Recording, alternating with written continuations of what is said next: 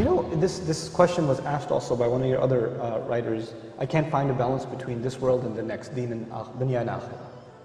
I said there is no struggle. Everything we do in this world is for the akhirah if your intention is right. If you're going to work for the right reasons, if you're staying away from evil deeds, if you're remembering Allah when you're supposed to, if you're eating what you're supposed to eat, if you're saying what you're supposed to say, you can live in this world and have a great time and still earn your Jannah. Allah doesn't want you to have a horrible time in this world. You know, I don't know why we have this concept that we have to kind of cut ourselves off from this world to earn Jannah. No, no, no, no, no. You have to make the most of this world to earn Jannah. We have very little time on this earth. I mean, half of my life is spent sleeping. And the few hours that I'm awake, take away the time I have to relieve myself, get dressed for work, stay and commute to the job, put in the 8 hours at work, and come back. What do I have, 2-3 hours of free time, technically free time, that I actually have some control over? How about I make the most of that free time?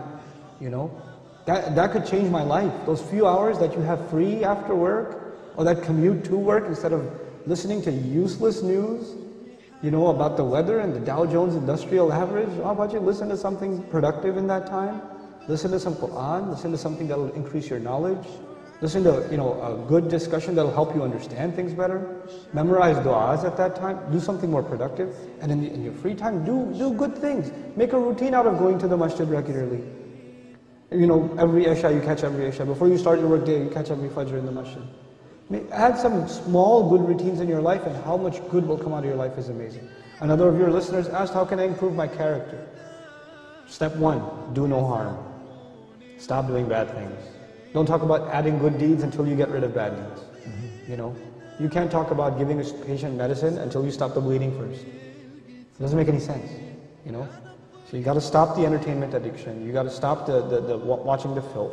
You got to start lowering your eyes when you're walking down the street, because you're becoming less of a human. Every time you stare at a woman and you stare at her like she's a piece of meat, like she's an animal, that just means you've lost respect for a fellow human being. That's all that means.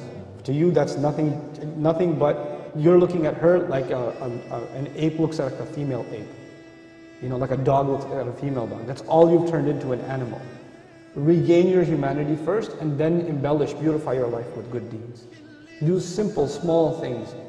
Perfect your prayer, memorize a few supplications, try to, you know, be honest in your workplace, be kind to your mother. These are not complicated things. This is what the Creator wants from us. That's all He wants. But if someone says, why? Why does He want this from me? What is it? Is this benefiting Him? That's a great question. Everything Allah wants from us, one of His names is Al-Ghani. Ghani means someone who doesn't need anything.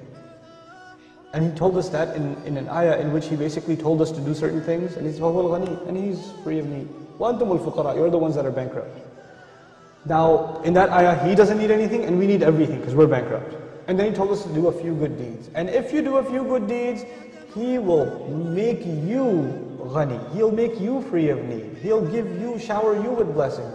Not only are good deeds beneficial to us because they in and of themselves are like medicine, but they bring with them bonuses in this world and the next world.